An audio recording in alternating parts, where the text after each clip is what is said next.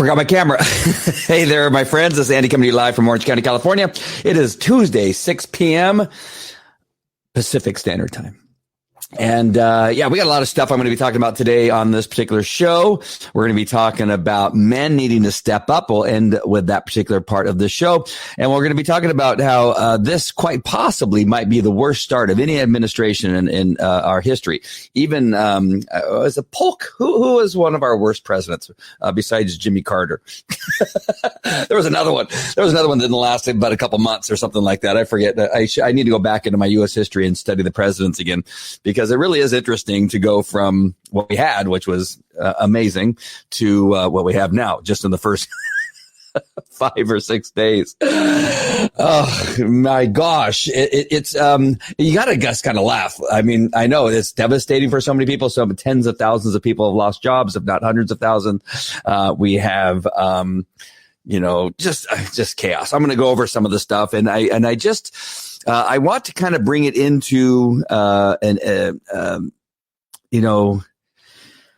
place that allows conservative Christians, conservatives, conservative atheists, conservative people, people that are maybe Democrats that now realize they made a mistake, and get you to understand that they're just crazy. I mean, they've just literally have lost their mind. And so, I'm hoping that I can, in some way, the few people that may be moved by something that I have to say today, will see what it's about. It has nothing to do with them loving America. It has nothing to do with caring about Americans. And, it really has to do with their hatred and their desire for power and their desire to turn our country into something that it's not.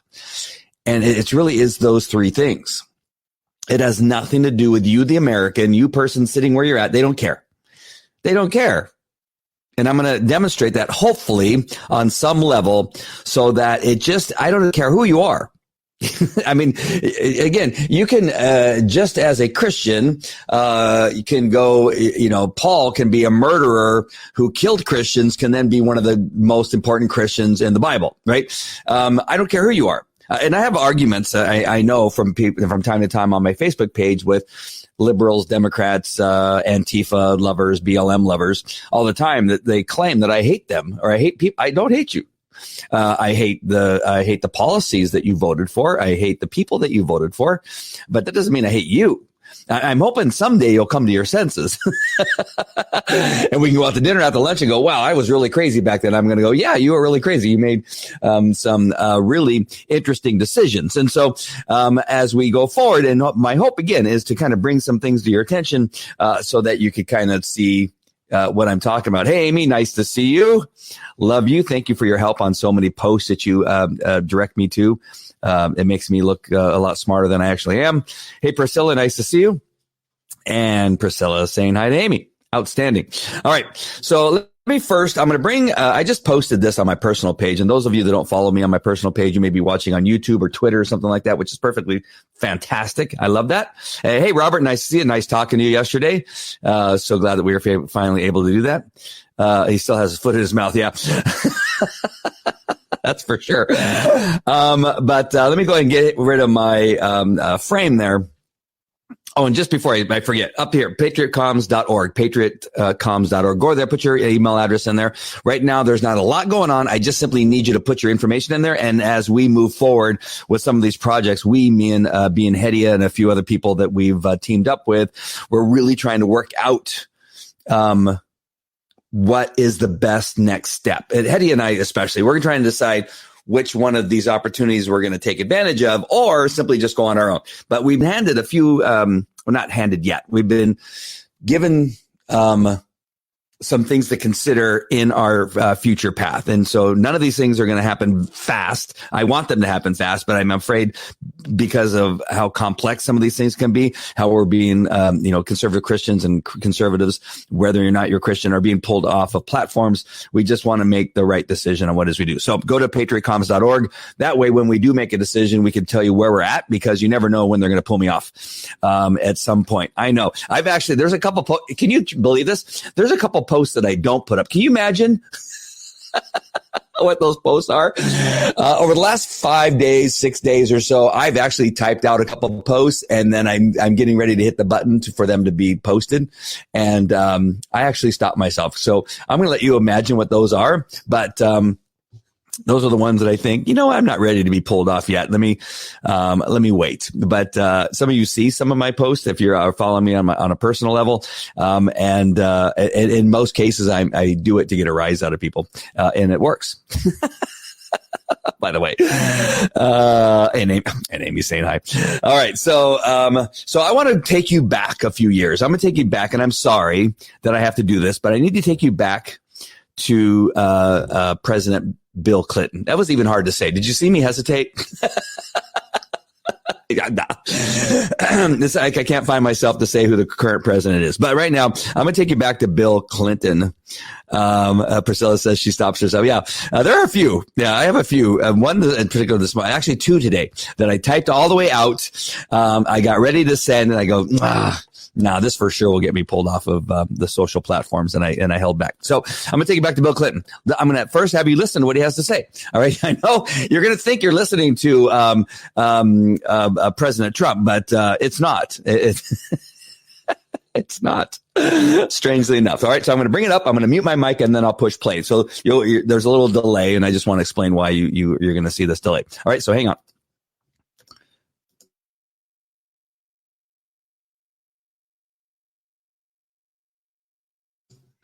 Sorry, I'm having a panic attack that I didn't hit the right button. Let me bring it back up. I'm pretty sure I did not click the button that's necessary for you to hear what's going to be on this audio.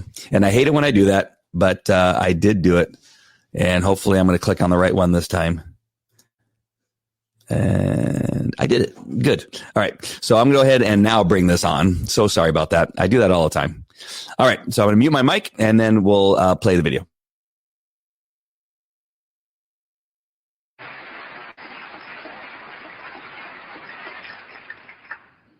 All Americans, not only in the states most heavily affected, but in every place in this country, are rightly disturbed by the large numbers of illegal aliens entering our country.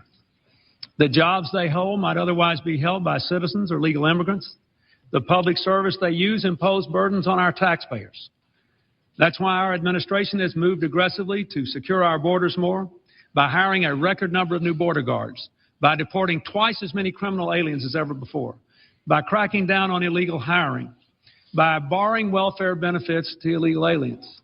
In the budget I will present to you, we will try to do more to speed the deportation of illegal aliens who are arrested for crimes, to better identify illegal aliens in the workplace as recommended by the commission headed by former Congresswoman Barbara Jordan.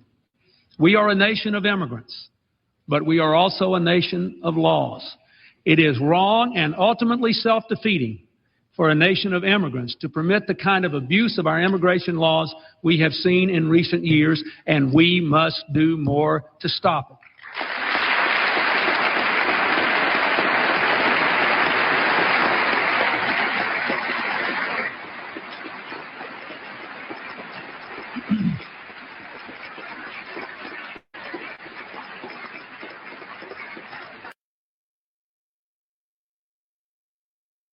Did you see lunatic Maxine Waters there at the end, right in the middle?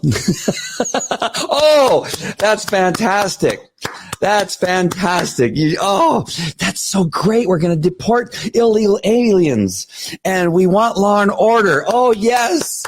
And then what is it? Just like 4 or 5 months ago, we go disturb people, go yell in their faces, tell them they're horrible people, tell them they're racist for wanting to deport people.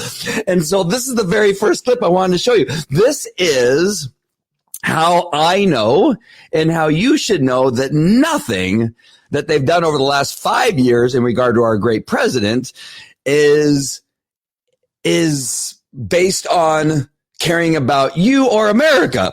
Back then, I could even say Bill Clinton actually sounded like he cared about American. He said he cared about the land of immigrants immigrants. And then he pointed out that there were illegal immigrants who were criminals. Everything that Donald Trump said, but they called him a racist. Everything that Donald Trump said, but they said he was xenophobic and all these. I mean, they could go on that they want him impeached because of the things that he said. But Bill Clinton just said all this. This is how we know that they could care less about Americans. Now let's look at a couple other things here. I'm going to bring up, and I'm not going to go through all of them. I mean, there's plenty, but the show would be an hour long to go through all the destruction that the current administration has put us through already.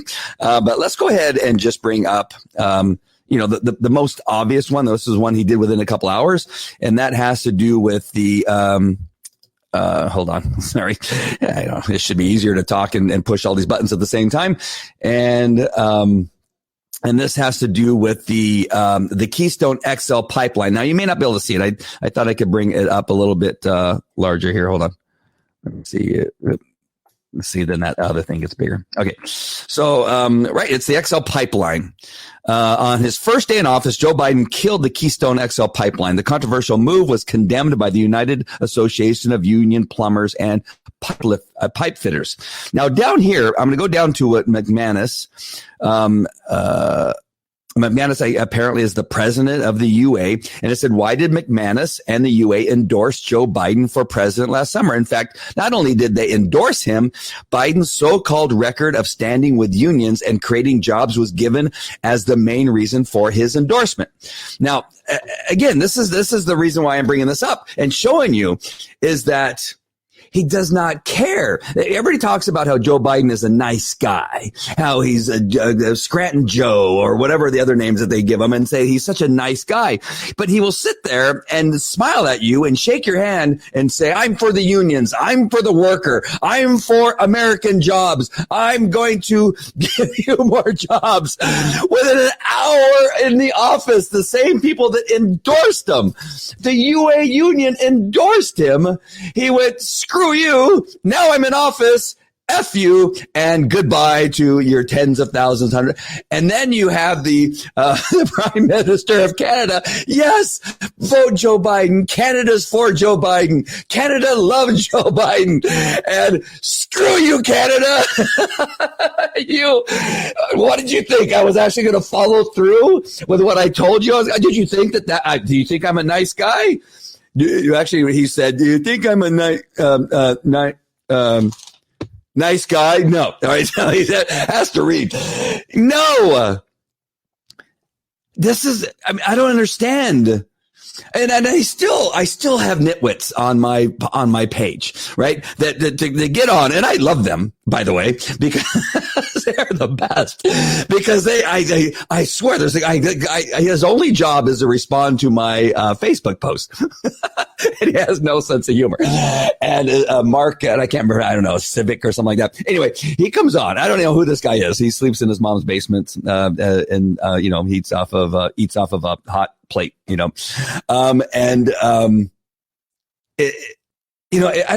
it's just this weird, it's this weird thing that you think that at some point, right? Just look at those two things alone, right? Those two things alone. When you have a union, an American union, a big union, right? This is the pipe fitters union, right? It's a UA, whatever it is, United American Pipe Fitters, whatever it is. And then you have a country like Canada who says, yes, vote for Biden. We want you. So, and then he completely just screws you. And yet they go, oh no, it's just for a little while. It's not that big of a deal. These are the comments, right? You're just being hyperbolic. You're just being crazy. And you're going, but no. It's just temporary. They'll find new jobs. They're just going to do something else. No, what? This is what they do. This is their livelihood. This is their business. They moved their families to areas where they could work on these jobs. They moved to work on these jobs. They don't care. I mean, he doesn't care about whether you moved your entire family to a certain area to do the job. It's just the craziest thing. And then just, whenever when was Bill president? I forget. I don't even care. But he's sitting there saying, we gotta deport all these illegal aliens. They're criminals. We're a land of immigrants, but illegal aliens have no place in our country. As a matter of fact, we're going to increase the number of agents that are going to help deport these people out of our country. For God's sake, we're a land of laws, Bill Clinton says. And then they come in and go, President Trump, you're a homophobe. You're a whatever. Homo has nothing to do with homophobe. You're a racist. You hate Mexicans. And it's like, wait a minute, what? So that's one example. Hey, Hedia, I love you. I think you and Mark need to hug it out. I know. I told him. I pretty much don't want him to know where I live, actually, but he's got excessive. He's got a problem, I think. And so, Mark is a fool. I love him. Stop calling my lover a fool. He loves me. He waits for me to post. I mean, his whole day is looking at his computer, waiting. Can you imagine that kind of life? I don't look at even. I'm sorry, Amy and Priscilla. I don't look at your Facebook pages I do, but it's like once in a while. He looks at my page every day. It is something to be admired, I guess. Joe Biden is not a nice guy. He's a thief and a liar. Anyone who's surprised by what he's doing to our country is an idiot. Absolutely. I mean, these are just the recent stuff. We could talk about plagiarism. We could talk about his groping of children. We could talk about how he's never been on the right side of any vote in the Senate or wherever else he's been in politics. That he says that the smartest guy that he knows is his son Hunter, the guy who's a crack addict who's sniffing crack off a young person's butt, naked butt, and took pictures of it. And Biden thinks that that's the smartest guy that he knows. That guy, the guy who took the computer with all the stuff on it and left it at the computer store, that guy is the smartest guy you know. We can point out all that, but just this. All right. So I've talked to you about the pipeline. It's going to take forever if I don't get through some of these things. And so now let's look at this next thing. And so, the women in our country, I think, a portion of the women, not of course good Christian conservative women like Hedia, did not endorse Biden, but a large number of women did, right? And they go, we can't stand President Trump. He's horrible. He tweets in the middle of the night and he says such bad things. He says deport illegal aliens. That is really bad. So we're gonna vote for the nice guy, Joe, and we're gonna put him into power. And then the first. And again, I'm laughing not because it's a good thing. I'm just laughing at like, wow, like this is so crazy. And I'm going to use an article from Newsweek, and this is actually a fact check page at Newsweek or article on Newsweek, and this has to do with him deciding that men can compete with women in sports. I want to just go, you got these women who go, yes, Joe, he's a nice guy. What? Wait, what? And you got little girls, going, Mommy, vote for Biden. You told me he's a nice guy. But now I'm having to race against a boy with a wig on. And you have this Newsweek. You got this Newsweek article going, we're going to fact check it. And now I'm going to bring you down. Of course, on any article, you can't read the first two paragraphs because that's what they want you to think, right? The first paragraph or the first three sentences, that's usually what they want you to hear because they know most people don't read the rest of the article. But I'm going to take you down to the bottom a little bit further down in the article, right down here. And they're so deceptive. I mean, just the press, Newsweek, Life, whatever, NBC, ABC, CNN, whatever. It's just crazy.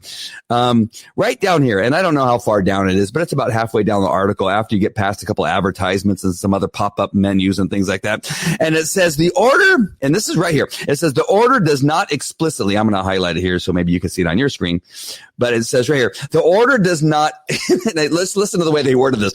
The order does not explicitly address athletics in any great detail. What? the only reference is really the most important one. The only reference to sports briefly mentioned that children should be able to learn without worrying about whether they will be denied access to restrooms, the locker room, or school sports.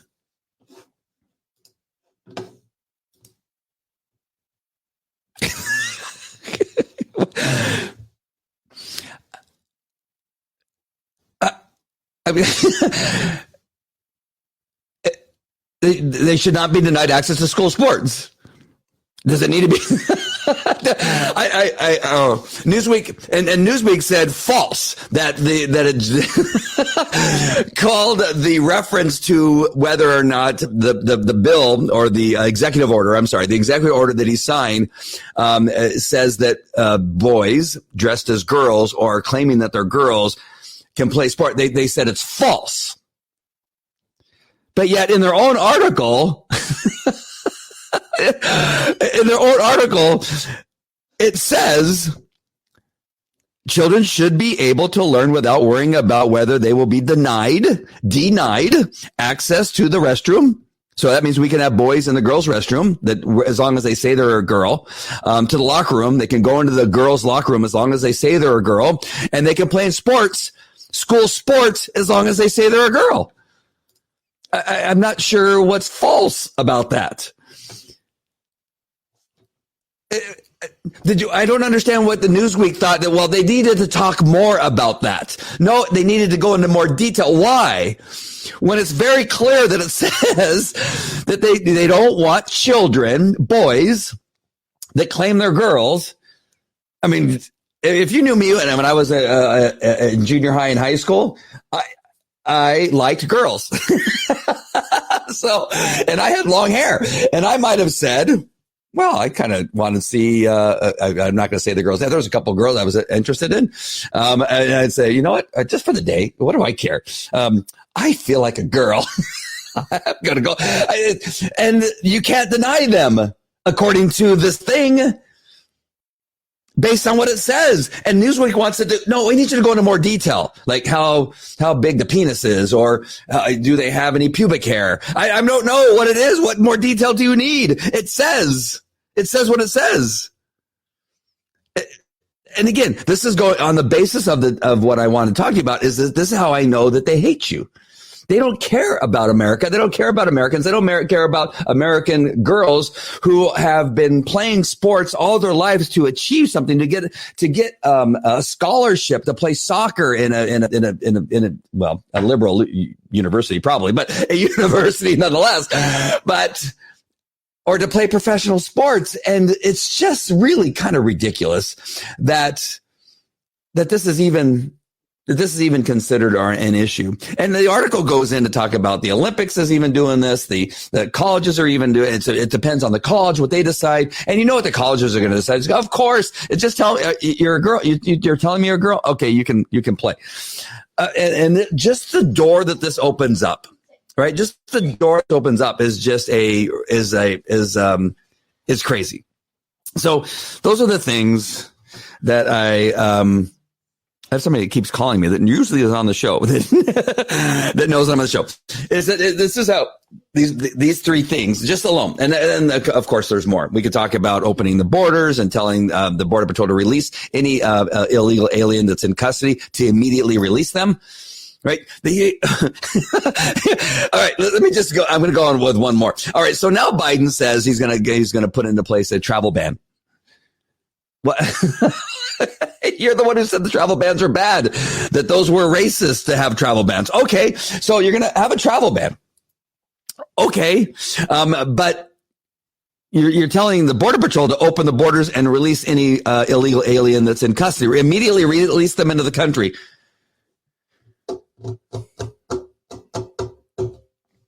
Okay, so these are the things. It's not, I mean, and then opening, suddenly California is starting to open. They're saying that the cases are worse, and it's going to get worse. This is Biden, of course. It's going to get worse. We're going to get up to 600,000 people dead. No, I thought you said you had the solution. I thought you said that you knew how to stop this thing. You just said you're going to add 200,000 more people to the death toll now that you're in power, but you said that you were going to come in and stop it. I forget what happened to that, but you're going to tell Gavin Newsom to open up the state. The reason you had him closing up the state is because you said it was hard. You guys are just crazy.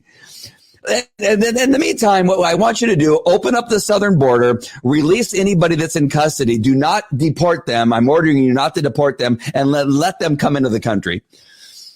This is how I know that this administration hates America, hates Americans, does not care about Americans. I mean, just on those 4 or 5 things, I forget how many things I mentioned up to this point. So I just want you to take those things into consideration. If you blindly believe that the Democrats care about you, of course you're wrong. I mean, most of us that have some intelligence and common sense know that you are wrong. I mean, after all, they destroyed, mostly Democratic run cities for 6 months and did not want the National Guard to come in. But some lunatics at the Trump rally decided they wanted to go into the Capitol, and now all of a sudden it's an insurrection. We need the National Guard. We need people pepper sprayed. We need to shoot them with less lethal bullets. They need to be shot. They're crazy. But we couldn't do that in Seattle or Oregon or Minneapolis or wherever they were, New York. None of that could happen for the 6 months. You guys are god awful crazy. You guys are nuts. And us. We're terrorists, of course.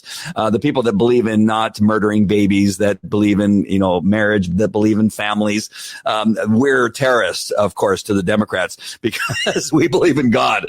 And so suddenly we're terrorists. All right. So now let's get to the other part. The first part, which is men need to step up. Now, listen. This isn't the devotional show, but I just want to read Ephesians 5:25, and that is, husbands, love your wives as Christ loved the church and gave himself up for her. And I know that there's probably people that probably watch this or see this that aren't Bible readers, that aren't, Christians, what have you. It does not matter. In the Bible, just as a reference, it says that men need to treat their wives, and I would say women, as a church, as Christ loved the church, which means that Christ loved the church. He died for the church being the believers, the people in, that followed him, his followers. He gave his life he was tortured for the church. He was hung on a cross. He had nails pounded into his hands and pounded into his feet. He was beat for his church. Where are the men that will stand up for the women and children in our country? Where are they? I know Carl. I know Vinny. I know Robert. I know these men are those kind of men that will stand between the danger and their wives and their children, and even women they don't even know. I know that Carl and I have, and I know Vinny will at the church. Carl and I both being police officers at different police departments. We, on a daily basis, stood between danger and other people. That is what Ephesians 5:25 essentially is talking about. Now, I would be really scared if I started to get beat and just like totally just tortured. I would not like that, but I would rather have it happen to me than my children. I would rather have that happen to me than my wife. I would rather have that happen to me than Amy, than Priscilla. I would stand there, not allow that happen to them. That is what I'm talking about. That doesn't make me a great guy. That just makes me understanding what the Bible is telling me to do. To love my wife, to love women as Christ loved the church. But where are those men? I mean, I see all the time when I see the comments that I see from men, like, you don't understand the pandemic, the thing is going to kill you. Where's your mask? I can't believe that you're a super spreader. I don't understand. None of that really computes with me. I mean, I had a discussion with my children today, and one thing that it's interesting. I'm going to share this with you, and whether they're listening or not, I'm not sure. But it's interesting sometimes because we have these discussions, and I think I've even had this discussion with Hedia more than a couple times, and that is in the way that I discipline my kids, and that they need to fear being in trouble. And people go, "Oh, your kids fear you?" Well, I even tell them, I said, do you, like my daughter, she is afraid of spiders. And I said, so when there's a spider, and I'm sure she's probably around here listening right now. If there's a spider in the room, you don't go in the spider. Now that is a different kind of fear. That is, you are deathly afraid of the spider. Like you would never go up and give the spider a hug. No, I would not give, never would I, I'm afraid of the dark. Would you go? No, I would not. I always, when we got out of the car the other day, she got on the passenger side of the car, cause I back into my driveway, was darkness. On the left side was light, right? And she said, Dad, can you come around to the passenger side because I'm afraid to come out of the car, right? That is that kind of fear. When we're talking about fear being in trouble by me, it's because I will discipline them. But that doesn't mean that they don't love me or hug me or, most of the time respect me, will come into the house, Dad, where are you? And find me in the house, right? They don't go and look for a spider, but they will come in and look for me. All right. So there's this thing that really is important to understand. That father needs to be the strength to know when to discipline and when to love and when to hug and when to feed and when to bring home the bacon, but also needs to have that strength to be there when they make a mistake, to let them know they made a mistake. That same dad will be the guy that stands in the gap between the danger and safety. And so I think it's really important. And the point I'm getting to is that they go, I've seen other dads there. They don't do that. Why not? They don't act that way. They don't, what? Why not? That is their duty, I believe. Now I could be wrong. Anybody let me know that I'm wrong, that that my children should not understand that when they see maybe other parents that don't do that, I've never seen them get mad. Okay. Well, I think that's a mistake. What I want to bring to your attention now, and in this next step of Where Are the Men, there was a great message, and Gianna Jessen is a survivor of abortion. And I'm so sad that I have not heard of her before. And maybe she ran across my, I don't know, maybe, something that didn't hit it, but she's an anti-abortion activist. She's actually a survivor of a saline abortion attempt. And she survived as a baby, the attempt of her being aborted. I put a video up of her speech in Australia, when was that? I think it says here what year that was. 1991, somewhere like, I don't know. But it's a really good speech. If you know me personally, go on that play. If not, search her name. I will try to put the link before I sign off of Gianna Jessen. And so she was a survivor. She has cerebral palsy, and so she kind of shakes a little bit. She has a little trouble walking, that kind of stuff. And her speech is it looks like she has to really kind of move around to get her speech to come out so that it's articulate and stuff like that. But she's amazing. Her speech is amazing. She's fantastic. Her whole speech. But I want you to hear what she has to say about men in particular. And this is coming from a woman that was aborted but survived the saline abortion, where it basically fries the baby inside and out, and then the mother gives birth to a dead body. And they even had the option of following through with a late term abortion, but for whatever reason, the person that was going to abort her, from what I remember from the story, was not available. And so she ended up being born. And then the mother gave her up for adoption. She went to a foster home. The first one was bad. The second one was fantastic. And she had grew up, with an adoptive mother. Her name was Diane DePaul. And then told her the story and then raised her to be an amazing woman. And so I want to play this one part. So I'm reading a little bit about her story. That's how I'm able to kind of recite it to you. And so I'm going to bring her up here on this particular part of her message where she begins to talk about men. And I'm a little bit of a crybaby for the manliness that I just talked about. I can shed a tear from time to time. But I want to share this with you because I think it's an important message for men to hear. And if you know any men you might want to have them listen to this part of this particular message. I think it's really important. And so give me a second to bring it up and to make it the appropriate size just so you can see it. And I'm going to mute my mic and have you listen to what Gianna has to say about men. I think it's super important. You have an opportunity. But for just a brief moment, I would like to speak directly to the men in this room and do something that is never done. Men, you are made for greatness. You are made to stand up and be men. You are made to defend women and children, not stand by and turn your head when you know murder is occurring and do nothing about it. You are not made to use women and leave us alone. You are made to be kind and great and gracious and strong and stand for something. Because men, listen to me. I am too tired to do your job. Women, you are not made for abuse. You are not made to sit and not know your worth and your value. You are made to be fought for forever.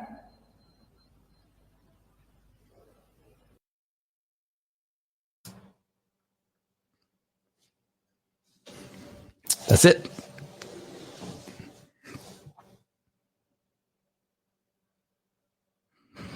That's all I got.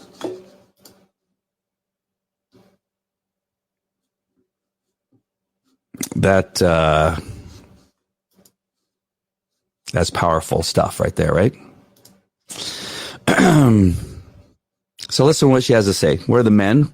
And I left that. I continued the part where she talked about women. I think that was important too. I've mentioned a few times that I was a family crimes detective, sex crimes detective. And there were women from time to time who continued to choose, I think, don't hit me too hard with this, but I'm just telling you what my experience is, that they made unfortunate choices and become repeat victims far too often.